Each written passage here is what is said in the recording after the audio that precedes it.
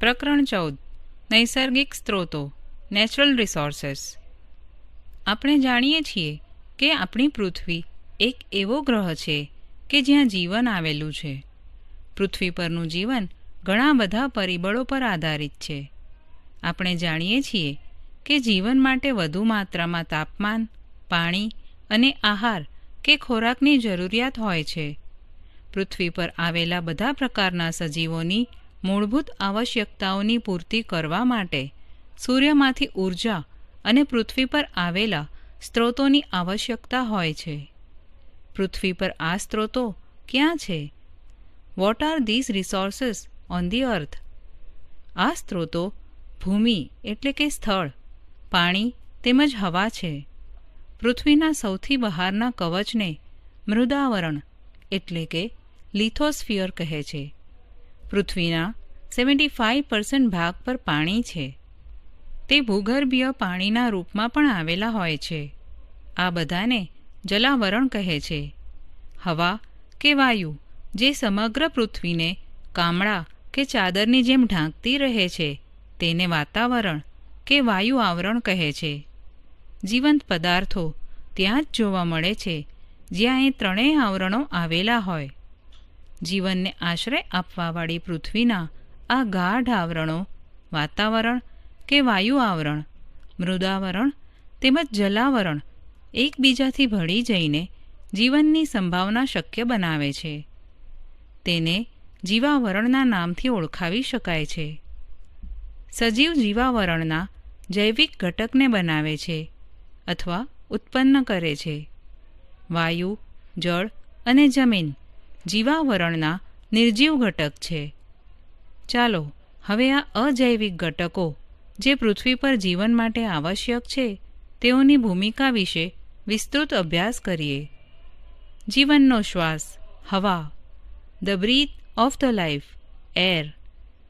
આપણે પહેલા પ્રકરણમાં હવાના ઘટકોના વિશે અભ્યાસ કર્યો છે. હવા ઘણા બધા વાયુઓ જેવા કે નાઇટ્રોજન, ઓક્સિજન, કાર્બન ડાયોક્સાઇડ અને પાણીની બાષ્પનું મિશ્રણ છે. એ જાણવું રસપ્રદ છે કે પૃથ્વી પરની હવાના ઘટકો પણ પૃથ્વી પરના જીવનના પરિણામે છે.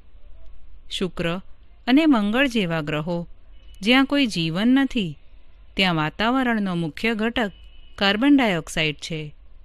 વાસ્તવમાં શુક્ર તથા મંગળ ગ્રહોના વાતાવરણમાં 95% થી 97% સુધી કાર્બન ડાયોક્સાઇડ છે. આપણે પ્રકરણ 5માં અભ્યાસ કર્યો કે યુકેરિયોટિક કોષો અને ઘણા બધા પ્રોકેરિયોટિક કોષોને ગ્લુકોઝના અણુઓ તોડીને ઊર્જા પ્રાપ્ત કરવા માટે ઓક્સિજનની આવશ્યકતા રહે છે.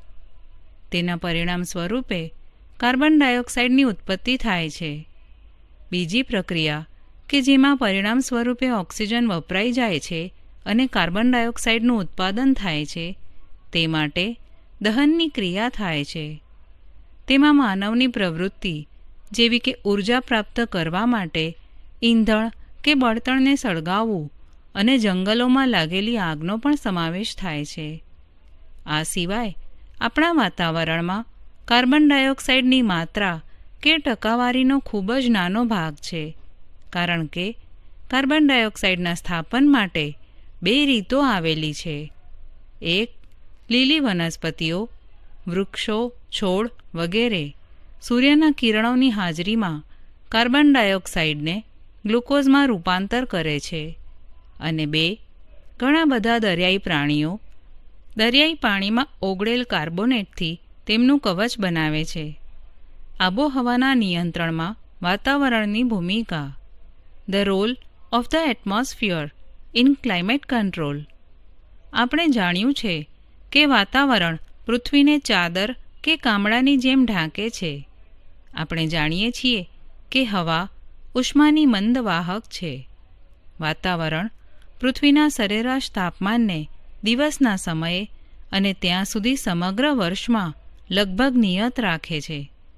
વાતાવરણ દિવસનું તાપમાન અચાનક વધતું અટકાવે છે અને રાત્રિના સમયમાં ઉષ્માને બહારની તરફ અવકાશમાં જતા દરને ઓછો કરે છે.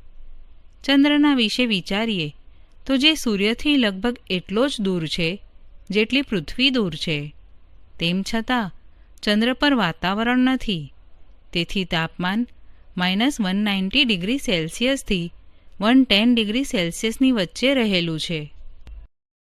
હવાની ગતિ, પવનો, the movement of air, winds. આપણે દિવસભરની ગરમી પછીની સાંજે વહેતા ઠંડા પવનથી રાહતનો અનુભવ કરીએ છીએ. આપણે એટલા ખુશનસીબ છીએ કે ઉનાળાના ગરમ વાતાવરણ પછી ઘણી વખતે વરસાદ પડે છે. તે કયું પરિબળ છે કે જે હવાને કોઈકવાર હવાની લહેર, કોઈકવાર તેજ હવા કે કોઈકવાર તોફાનના સ્વરૂપમાં ગતિ આપે છે? વરસાદને આપણી પાસે કોણ લાવે છે?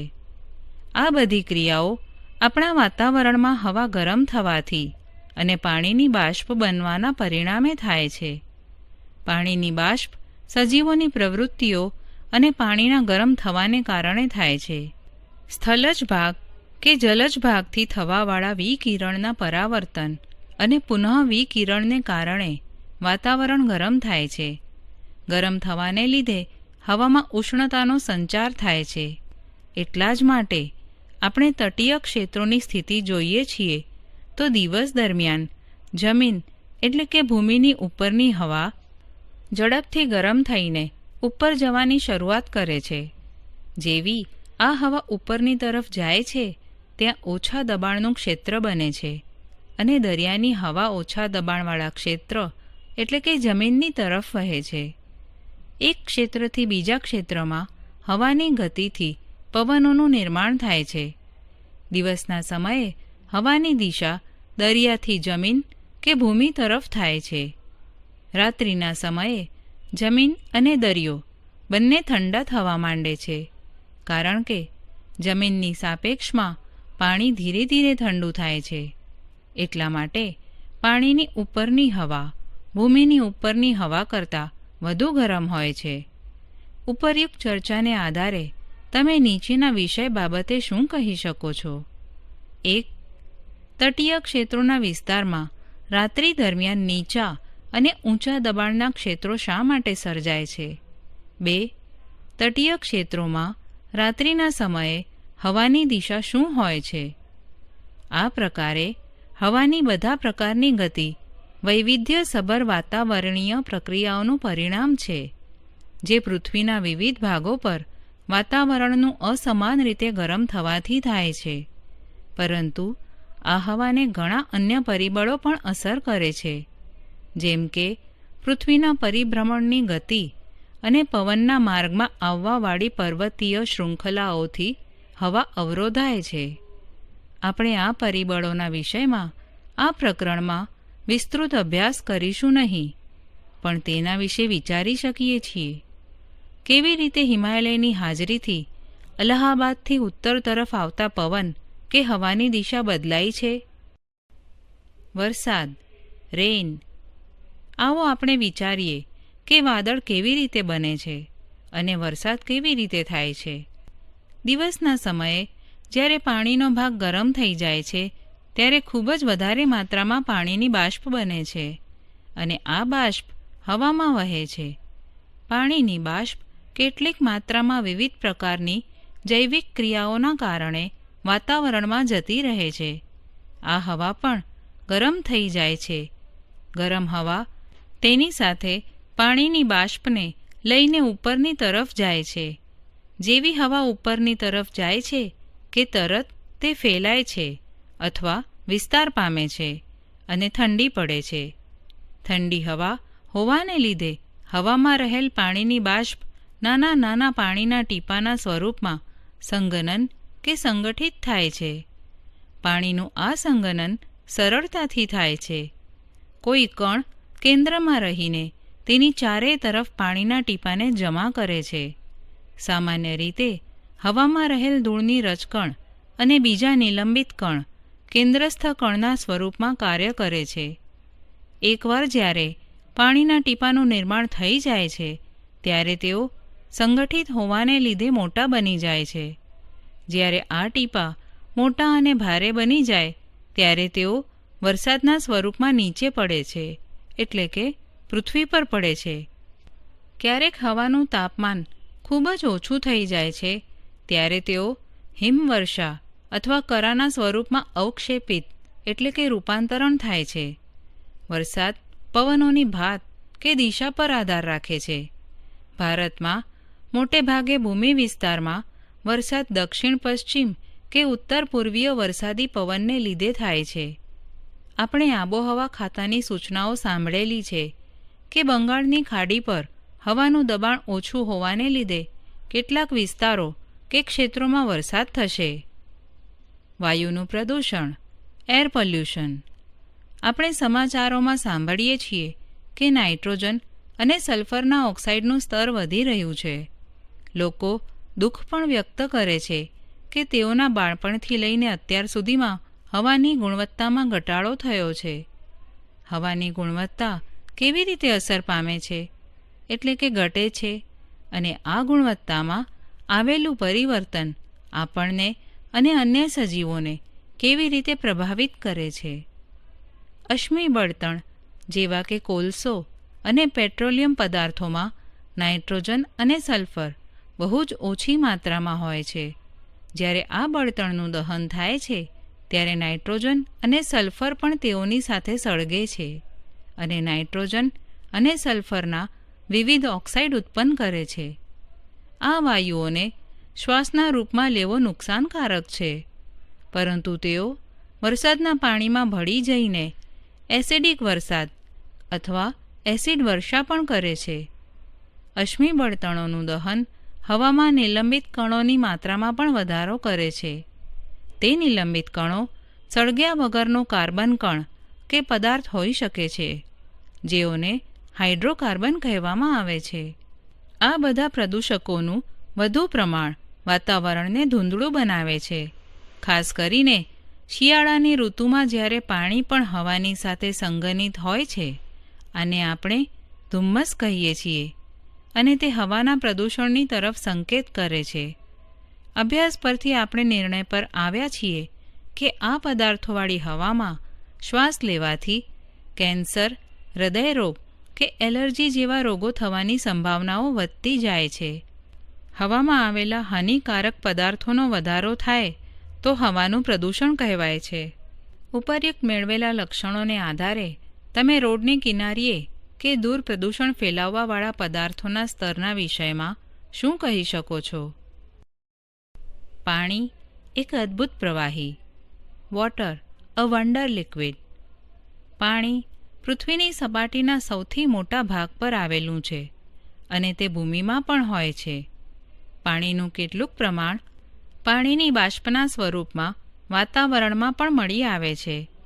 પૃથ્વીની સપાટી પર મળી આવતું પાણી મોટે ભાગે દરિયામાં અને મહાસાગરોમાં હોય છે અને તે ખારું હોય છે. શુદ્ધ પાણી બરફ સ્વરૂપમાં બંને ધ્રુવો પર અને બરફથી આચ્છાદિત પહાડો કે પર્વતો પર મળી આવે છે. ભૂમિગત પાણી અને નદીઓ, ઝરણાઓ અને તળાવોના પાણી પણ શુદ્ધ હોય છે. છતાં પણ આ પાણીની પ્રાપ્યતા વિભિન્ન સ્થાનો પર ભિન્ન ભિન્ન હોય છે. ઉનાળામાં મોટાભાગના વિસ્તારોમાં પાણીની અછત સર્જાય છે. ગ્રામ્ય વિસ્તારોમાં જ્યાં પાણીની પ્રાપ્યતાની વ્યવસ્થા હોતી નથી ત્યાંના લોકોનો ઘણો ખરો સમય ઘણે દૂરથી પાણી લાવવામાં વ્યય થાય છે. પરંતુ પાણી આટલું બધું જરૂરી કેમ છે? અને શું બધા જ પ્રાણીઓને પાણીની જરૂરિયાત હોય છે? બધી કોષીય પ્રક્રિયાઓ પાણીના માધ્યમમાં થાય છે. બધી પ્રતિક્રિયાઓ જે આપણા શરીરમાં કે કોષોની અંદર થાય છે તે માટેના જરૂરી પદાર્થો પાણીમાં ઓગળેલા પદાર્થમાં થાય છે. શરીરના એક ભાગથી બીજા ભાગમાં પદાર્થોનું સંવહન દ્રાવ્ય અવસ્થામાં થાય છે. એટલા માટે જીવંત પ્રાણી પોતાને જીવવા માટે તેમના શરીરમાં પાણીની માત્રાને સંતુલિત રાખે છે. સ્થલજ પ્રાણીઓને જીવન ટકાવવા માટે શુદ્ધ પાણીની જરૂરિયાત હોય છે, કારણ કે ખારા પાણીમાં મીઠા એટલે કે ક્ષારનું પ્રમાણ વધારે હોવાના કારણે પ્રાણીઓના શરીર તેને સહન કરી શકતા નથી. એટલા માટે પ્રાણીઓ અને વનસ્પતિઓને પૃથ્વી પર જીવતા રાખવા માટે સરળતાથી પાણીની પ્રાપ્યતાના સ્ત્રોતની જરૂર હોય છે. તમે વિચાર કરો કે શું પાણીના પ્રમાણની પ્રાપ્યતાને વનસ્પતિઓ અને પ્રાણીઓના પ્રકાર અને તેઓની સંખ્યા સાથે સંબંધ છે? જો સંબંધ હોય તો જણાવો કે તમે કયા વિસ્તારમાં સૌથી વધારે પ્રકાર અને સજીવો મળ્યા. 200 સેન્ટીમીટર વરસાદવાળા વિસ્તારમાં કે 5 સેન્ટીમીટર વરસાદવાળા વિસ્તારમાં?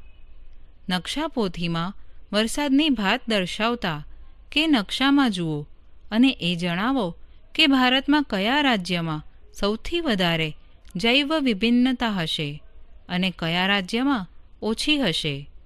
અનુમાન સાચું છે કે ખોટું તેની તપાસ કરવા માટે શું આપણે કોઈ એક રીત કે પદ્ધતિ પર વિચાર કરી શકીએ છીએ? પાણીની પ્રાપ્યતા પ્રત્યેક જાતિના વર્ગ કે જે એક વિશેષ વિસ્તારમાં જીવિત રહેવા માટે સક્ષમ છે તેની સંખ્યાને માત્ર નિર્ધારિત કરતા નથી, પરંતુ ત્યાંના જીવનની વિવિધતાનું પણ નિર્ધારણ કરે છે. પણ પાણીની પ્રાપ્યતા એકમાત્ર પરિબળ નથી જે તે વિસ્તારમાં જીવન માટેનું આવશ્યક પરિબળ છે. બીજા પરિબળો જેવા કે તાપમાન અને ભૂમિની પ્રકૃતિ કે સ્વભાવ પણ મહત્વપૂર્ણ છે. પરંતુ પાણી એક મહત્વપૂર્ણ સ્ત્રોત છે જે કોઈ સ્થળે જીવનની સંભાવના નક્કી કરે છે. જળ પ્રદૂષણ, વોટર પોલ્યુશન. પાણી કીટનાશકો અને ખાતરોને પણ ઓગાળે છે જેનો ઉપયોગ આપણે ખેતરોમાં કરીએ છીએ. આમ આ પદાર્થોનો કેટલાક પ્રતિશત ભાગ પાણીમાં જાય છે. આપણા શહેર કે નગરના નાળાનું પાણી અને ઉદ્યોગોનો કચરો પણ નદીઓ અને ઝરણામાં સંગ્રહ થાય છે.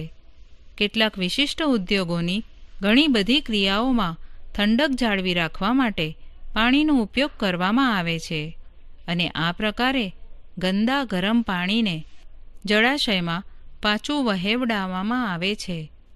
જ્યારે બંધમાંથી પાણીને છોડવામાં આવે છે ત્યારે નદીઓના પાણીના તાપમાન પર પણ અસર થાય છે.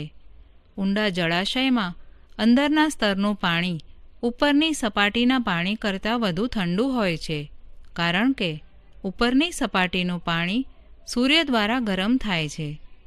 આ બાબત બધા જળાશયોમાં મળી આવતા સજીવોના પ્રકારને વિવિધ પ્રકારે અસર કરી શકે છે. તે કેટલાક સજીવોની વૃદ્ધિને પ્રોત્સાહિત કરે છે તો કેટલાકને નુકસાન પહોંચી શકે છે.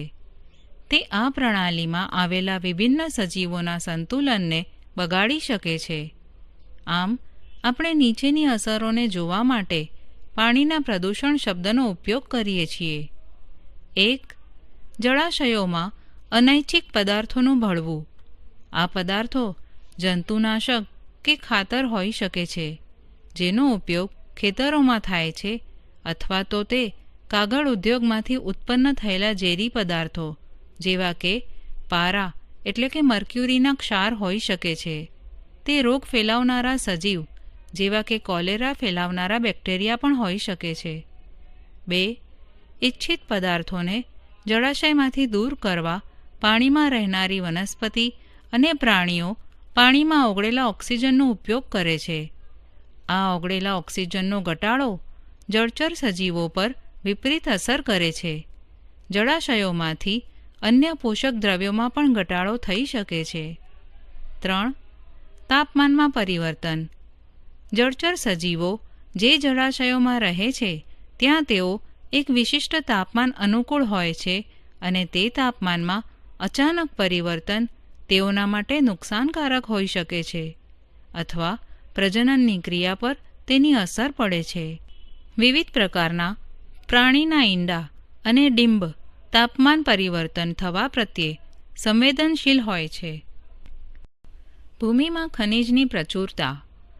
Mineral riches in the soil. એક વિસ્તારમાં સજીવની વિવિધતાનું નિર્ધારણ કરનાર એક મહત્વનો સ્ત્રોત ભૂમિ છે. પરંતુ ભૂમિ શું છે અને તે કેવી રીતે બને છે?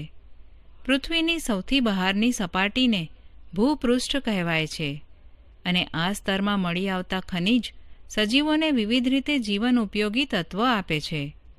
પરંતુ જો આ ખનિજ પથ્થરોની સાથે સંલગ્ન હોય તો સજીવોને માટે પ્રાપ્ય થતા નથી. હજારો અને લાખો વર્ષોના લાંબા સમયના અંતરે પૃથ્વીની સપાટી કે તેની નજીક મળી આવતા પથ્થરો વિવિધ પ્રકારના ભૌતિક, રાસાયણિક અને કેટલીક જૈવ પ્રક્રિયાઓ દ્વારા તૂટી જાય છે. તૂટી ગયા પછીના સૌથી છેલ્લે નાના કણ ભૂમિ છે. પરંતુ કયા પરિબળ કે કઈ પ્રક્રિયાઓ છે કે જેનાથી ભૂમિ બને છે? સૂર્ય દિવસ દરમિયાન પથ્થરને ગરમ કરે છે, જેથી તે વિસ્તરણ પામે છે. રાત્રિના સમયમાં આ પથ્થર ઠંડા થાય છે અને સંકોચન પામે છે. આવું વારંવાર થવાથી પથ્થરમાં તિરાડો પડે છે અને અંતે આ મોટો પથ્થર તૂટીને નાના નાના ટુકડાઓમાં વિભાજિત થઈ જાય છે. પાણી ભૂમિ એટલે કે મૃદાનું નિર્માણ બે રીતે કરે છે. પહેલી રીતમાં સૂર્યના તાપથી પથ્થરોમાં પડેલી તિરાડોમાં પાણી જાય છે. જો આ પાણી તેમાં એટલે કે તિરાડોમાં જમા થાય છે તો આ તિરાડો વધારે પહોળી બને છે. વિચારો કે આવું શા માટે થાય છે? બીજી રીતમાં વહેતું પાણી કઠણ કે મજબૂત પથ્થરોને પણ તોડી નાખી શકે છે. તીવ્ર ગતિની સાથે વહેતું પાણી તેની સાથે નાના મોટા પથ્થરોને પણ વહેવડાવી જાય છે. આ પથ્થરો બીજા પથ્થરોની સાથે અથડાઈને નાના નાના કણોમાં પરિવર્તિત થાય છે. પાણી પથ્થરોના આ કણોને તેની સાથે લઈ જાય છે. આ રીતે ભૂમિ એટલે કે મૃદા કે જમીન મૂળભૂત પથ્થરથી ઘણી દૂર સ્થાને મળી આવે છે. પવન જે રીતે પાણીમાં પથ્થર એકબીજાની સાથે અથડાવાને કારણે તૂટે છે, તેવી જ રીતે તીવ્ર પવન પણ પથ્થરને તોડી નાખે છે. પવન પાણીની જેમ જ રેતીને એક સ્થાનથી બીજા સ્થાન સુધી લઈ જાય છે. સજીવ પણ ભૂમિની બનવાની પ્રક્રિયાને અસર પહોંચાડે છે. લાઇકેન કે જેના વિશે આપણે અગાઉ અભ્યાસ કર્યો છે. લાઇકેન પથ્થરોની સપાટી પર ઉગે છે. જ્યારે લાઇકેન પથ્થર પર પોતાનું જીવનચક્ર પૂર્ણ કરે છે ત્યારે તેઓ અમુક પદાર્થોને મુક્ત કરે છે, જે પથ્થરની સપાટીને તોડીને નાના કણોમાં ફેરવી નાખે છે અને ભૂમિના એક પાતળા સ્તરનું નિર્માણ કરે છે. હવે આ સપાટી મોસ જેવી બીજી નાની વનસ્પતિઓના ઉગવા માટે સક્ષમ હોય છે અને તેઓ પણ પથ્થરને વધારે પ્રમાણમાં તોડે છે.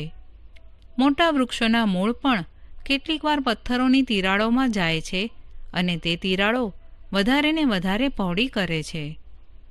જેમ કે તમે જોયું કે ભૂમિ એક મિશ્રણ છે. તેમાં વિભિન્ન આકારના નાના નાના ટુકડાઓ ઓગળેલા હોય છે. તેમાં સડેલા, ગળી ગયેલા સજીવોના ટુકડાઓ પણ મળી આવે છે, જેને હ્યુમસ કહે છે. હ્યુમસ એટલે સડતા કાર્બનિક પદાર્થો. આના સિવાય ભૂમિની માટીમાં વિવિધ પ્રકારના સૂક્ષ્મ જીવ પણ હોય છે.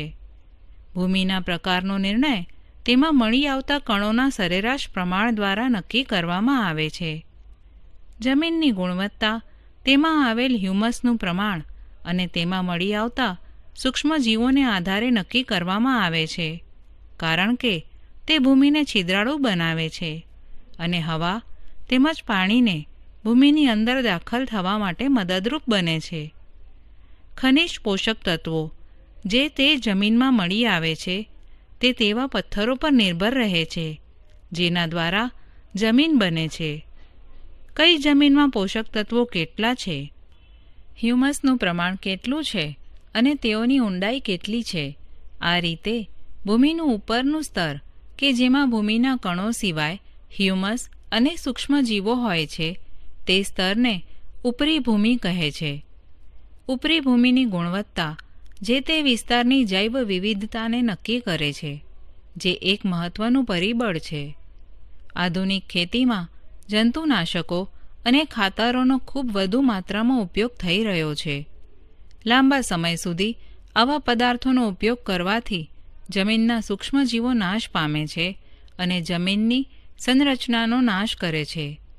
અળસિયા જમીનના પોષક તત્વોનું પુનઃચક્રીયકરણ કરે છે. હ્યુમસ બનાવવામાં મદદરૂપ એવા જમીનમાં આવેલા અળસિયાઓનો પણ નાશ થઈ શકે છે. જો ટકાઉ રીતે ખેતી ન કરવામાં આવે તો ઉપજાઉ જમીન પણ જલ્દીથી પડતર કે બિનઉપજાઉ ભૂમિમાં પરિવર્તન પામી શકે છે. ઉપયોગી કે જરૂરી ઘટકો જમીન પરથી દૂર થવાથી અને બીજા હાનિકારક પદાર્થો જમીનમાં ભળી જવાને લીધે જમીનની ફળદ્રુપતા ઓછી થાય છે, જેથી તેના પર આવેલી જૈવ વિવિધતા નાશ પામે છે અને ભૂમિ પ્રદૂષણ કહે છે. જમીન જેને આપણે આજે એક સ્થળ પર જોઈએ છીએ તે એક લાંબા સમયના અંતે નિર્માણ પામેલી છે, પણ જો કેટલીક ભૂમિને એક સ્થાન પર નિર્માણ કરવા માટે કેટલાક પરિબળો તેને કોઈ બીજા સ્થાન પર સ્થળાંતરિત કરવા માટે જવાબદાર હોઈ શકે છે. જમીનના નાના કણો પવન દ્વારા કે પાણી દ્વારા વહન પામીને સ્થળાંતરિત થઈ શકે છે. ભૂમિના બધા જ કણોનું સ્થળાંતર થઈ જવાને પરિણામે કઠણ કે મજબૂત પથ્થર બહાર આવે છે. આ પ્રક્રિયામાં એક મહત્ત્વના સ્ત્રોતનું નુકસાન થાય છે, કારણ કે પથ્થર પર વનસ્પતિ ઉગવાની પ્રક્રિયા નહિવત થાય છે. વનસ્પતિઓના મૂળ જમીનના ક્ષરણ એટલે કે ધોવાણ ઇરોઝનને રોકવામાં મહત્ત્વની ભૂમિકા ભજવે છે. સમગ્ર વિશ્વમાં મોટાપાયે જંગલો કપાઈ રહ્યા છે, તેથી માત્ર જૈવ વિવિધતાનો નાશ તો થાય જ છે, પરંતુ જમીનના ધોવાણ માટે પણ જવાબદાર છે. વનસ્પતિની વૃદ્ધિ માટે મદદરૂપ ઉપરી ભૂમિ ધોવાણોની ક્રિયા દ્વારા ઝડપથી દૂર થાય છે. આ ઘટનાથી પર્વતીય અને ઊંચાણવાળા વિસ્તારોમાં ઝડપથી ધોવાણ થાય છે. જમીનના ધોવાણની ક્રિયાને રોકવી ખૂબ જ અઘરી છે. જમીનની સપાટી પર આવેલી વનસ્પતિનું આવરણ પાણીનું ભૂમિના સ્તરોમાં ઉતારવામાં મહત્વપૂર્ણ ભૂમિકા ભજવે છે. જૈવ ભૂ રાસાયણિક ચક્રો બાયોજિયોકેમિકલ સાયકલ્સ જીવાવરણના જૈવિક અને અજૈવિક ઘટકોની વચ્ચેની આંતરક્રિયા જીવાવરણને ગતિશીલ અને સ્થાયી બનાવે છે. આ આંતરક્રિયા દ્વારા જીવાવરણના વિવિધ ઘટકોની વચ્ચે પદાર્થ અને ઊર્જાનું સ્થળાંતર થાય છે. આવો આપણે જોઈએ કે તે કઈ કઈ ક્રિયાઓ છે જે સંતુલનને જાળવી રાખે છે. જલચક્ર વોટર સાયકલ. આપણે જોયું કે જળાશયોમાંથી પાણીનું બાષ્પીભવન અને પછી સંઘનન કે સંગઠન થયા બાદ વરસાદ કેવી રીતે થાય છે, પરંતુ આપણે દરિયા અને મહાસાગરોને સુકાઈ જતા જોયા નથી. તો કઈ રીતે પાણી આ જળાશયોમાં પાછું આવે છે? આ પૂર્ણ પ્રક્રિયા જેમાં પાણીમાંથી પાણીની બાષ્પ બને છે અને વરસાદના સ્વરૂપમાં પૃથ્વીની સપાટી પર પડે છે અને પછી નદીઓના દ્વારા સમુદ્રમાં પહોંચે છે. આને જલચક્ર કહે છે. આ ચક્ર એટલું સરળ નથી કે જેટલું વ્યક્ત કરાયું છે. તે સમગ્ર પાણી જે પૃથ્વી પર આવે છે તે તરત જ સમુદ્રમાં જતું રહેતું નથી. આમાંથી કેટલુંક પાણી જમીનમાં શોષાઈ જાય છે અને ભૂમિય જળનો ભાગ બની જાય છે. કેટલુંક ભૂમિય જળ ઝરણાઓ દ્વારા સપાટી પર આવે છે અથવા આપણે આપણા રોજિંદા વ્યવહારો કે ઉપયોગ માટે કૂવાઓ અને ભૂગર્ભીય કૂવાઓની મદદથી સપાટી પર પાણીને લાવીએ છીએ. સજીવોની વિવિધ ક્રિયાઓમાં સ્થળચર જીવજંતુઓ અને વનસ્પતિઓ પાણીનો ઉપયોગ કરે છે. ચાલો આપણે જલચક્રમાં પાણીનું શું થાય છે અને કેવી રીતે વહન પામે છે તે વિશે વિચાર કરીએ. જેમ કે આપણે જાણીએ છીએ કે પાણી ઘણા બધા પદાર્થોને ઓગાળવા કે દ્રાવ્ય કરવા માટે સક્ષમ છે, એટલે કે પાણીમાં ઘણા બધા પદાર્થો દ્રાવ્ય બને છે. દ્રાવ્ય થવાવાળા ખનિજો પરથી જ્યારે પાણી પસાર થાય છે ત્યારે આમાંથી કેટલાક ખનિજ પાણીમાં દ્રાવ્ય થઈ જાય છે. આ જ રીતે નદી ઘણા બધા પોષક તત્વોને સપાટીથી સમુદ્ર કે દરિયામાં લઈ જાય છે અને તેઓનો ઉપયોગ દરિયાઈ સજીવો દ્વારા થાય છે. નાઇટ્રોજન ચક્ર નાઇટ્રોજન સાયકલ. આપણા વાતાવરણમાં નાઇટ્રોજન વાયુનું પ્રમાણ 78% ભાગ છે. આ વાયુ સજીવો માટે જરૂરી છે. તે ઘણા બધા અણુઓના ઘટક તરીકે છે, જેમ કે પ્રોટીન, ન્યુક્લિક એસિડ એટલે કે DNA અને RNA તેમજ કેટલાક વિટામિન્સ. નાઇટ્રોજન બીજા અન્ય જૈવિક અણુઓના બંધારણીય ઘટક તરીકે મળી આવે છે, જેમ કે આલ્કેલોઇડ્સ અને યુરિયા. એટલા જ માટે નાઇટ્રોજન બધા પ્રકારના સજીવો માટે એક આવશ્યક પોષક તત્વ છે. બધા જ સજીવ સ્વરૂપો દ્વારા વાતાવરણમાં આવેલા નાઇટ્રોજન વાયુના પ્રત્યક્ષ ઉપયોગથી જીવન સરળ થઈ જાય, પરંતુ કેટલાક પ્રકારના બેક્ટેરિયા સિવાય બીજા સજીવો નિષ્ક્રિય નાઇટ્રોજન પરમાણુઓનું નાઇટ્રેટ્સ અને નાઇટ્રાઇટ્સ જેવા બીજા આવશ્યક અણુઓમાં પરિવર્તન કરવામાં સક્ષમ નથી. નાઇટ્રોજનનું સ્થાપન કરવાવાળા તે બેક્ટેરિયા મુક્તજીવી હોય છે અથવા દ્વિદળી વનસ્પતિઓની કેટલીક જાતિઓમાં જોવા મળે છે. સામાન્ય રીતે તે નાઇટ્રોજનનું સ્થાપન કરવાવાળા બેક્ટેરિયા શિંબી કુળની વનસ્પતિઓના મૂળમાં એક વિશિષ્ટ પ્રકારની સંરચના બનાવે છે, જેને મૂળ ગંડિકા કહે છે. તેમાં આવેલ હોય છે. આ બેક્ટેરિયા સિવાય નાઇટ્રોજન પરમાણુનું નાઇટ્રેટ્સ કે નાઇટ્રેટ્સમાં ભૌતિક ક્રિયાઓ દ્વારા પરિવર્તન થાય છે. વીજળીના ચમકારાના સમયે વાયુના રૂપમાં ઊંચા તાપમાને અને ઊંચા દબાણે નાઇટ્રોજનને નાઇટ્રોજન ઓક્સાઇડમાં ફેરવે છે. ઓક્સાઇડ પાણીમાં ભળીને નાઇટ્રિક એસિડ અને નાઇટ્રસ એસિડ બનાવે છે અને વરસાદની સાથે જમીનની સપાટી પર વરસે છે ત્યારે તેનો ઉપયોગ વિવિધ સજીવો દ્વારા થાય છે. નાઇટ્રોજનયુક્ત સંયોજનો બનાવવામાં વપરાયા પછી નાઇટ્રોજનનું શું થાય છે?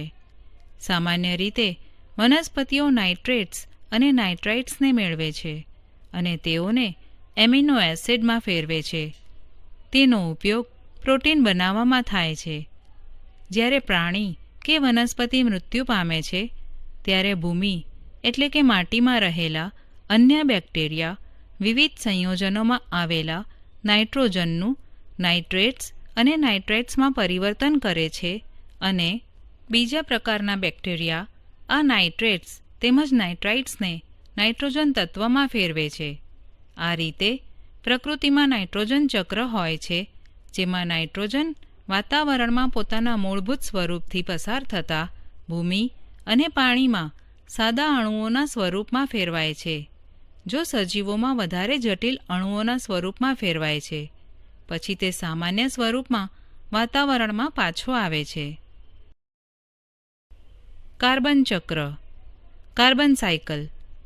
કાર્બન પૃથ્વી પર ઘણા બધા સ્વરૂપોમાં મળી આવે છે. તે પોતાના મૂળ તત્વ સ્વરૂપમાં હીરો અને ગ્રેફાઇટમાં મળી આવે છે. સંયોજન સ્વરૂપે તે વાતાવરણમાં કાર્બન ડાયોક્સાઇડના સ્વરૂપમાં વિવિધ પ્રકારના ખનિજોમાં કાર્બોનેટ અને હાઇડ્રોજન કાર્બોનેટના સ્વરૂપમાં મળી આવે છે. જ્યારે બધા જ સજીવોમાં કાર્બન આધારિત અણુઓ જેવા કે પ્રોટીન, કાર્બોદિત, ચરબી, ન્યુક્લિક એસિડ અને વિટામિન પર આધારિત હોય છે.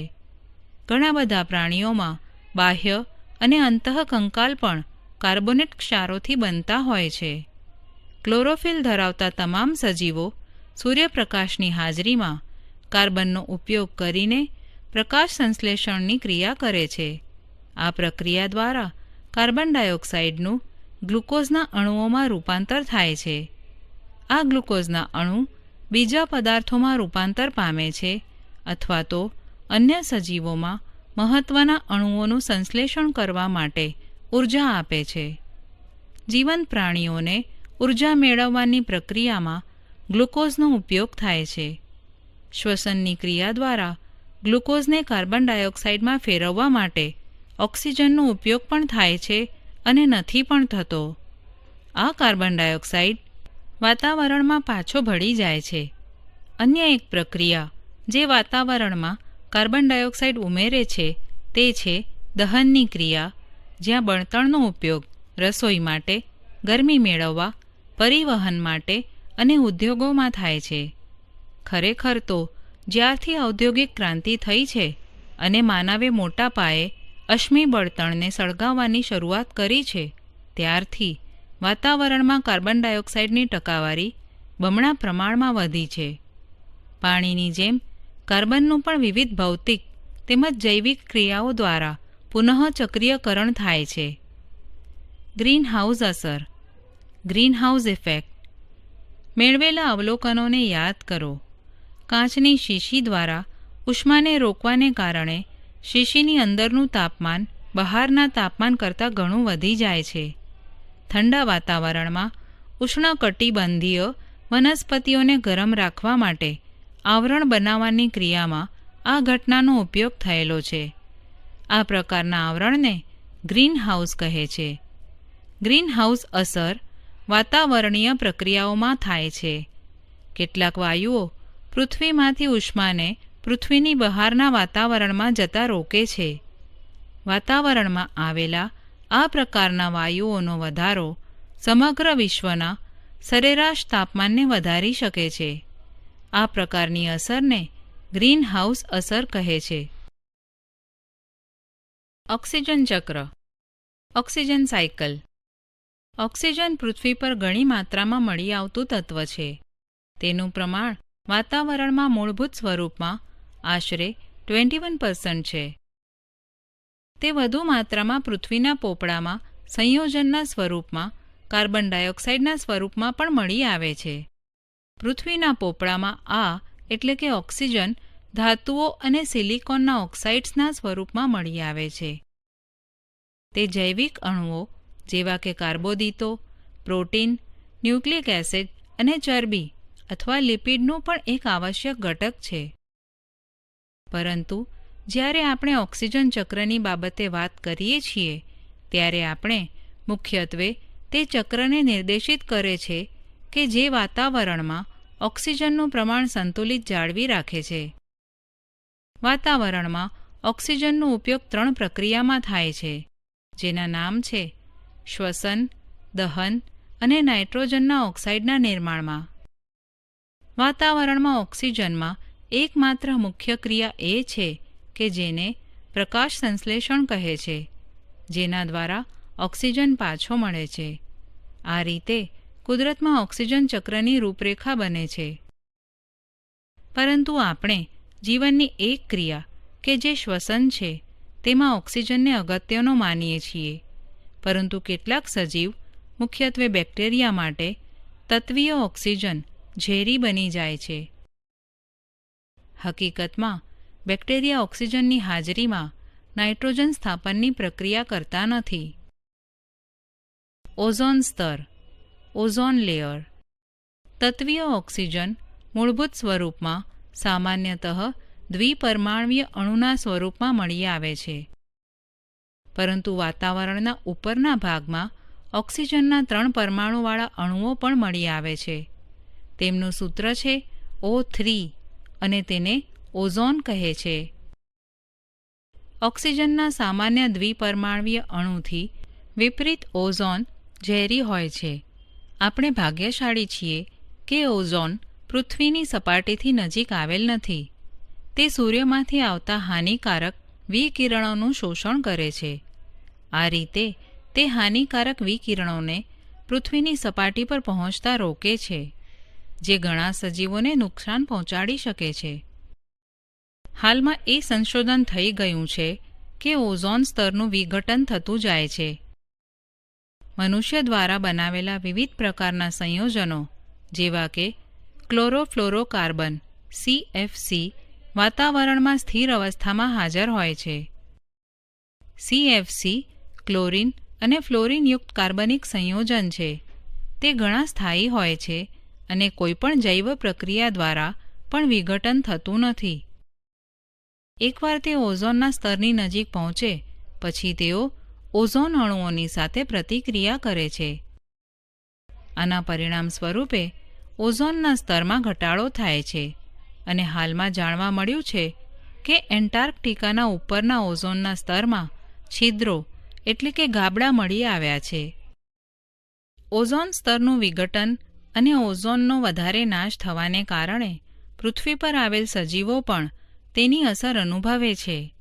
આ વિશે કલ્પના કરવી તે પણ અઘરી છે. આથી ઘણા લોકોના વિચાર પ્રમાણે ઓઝોનના સ્તરને ઘટતું અટકાવવાની પ્રક્રિયા રોકવા પ્રયત્ન કરવો આવશ્યક છે.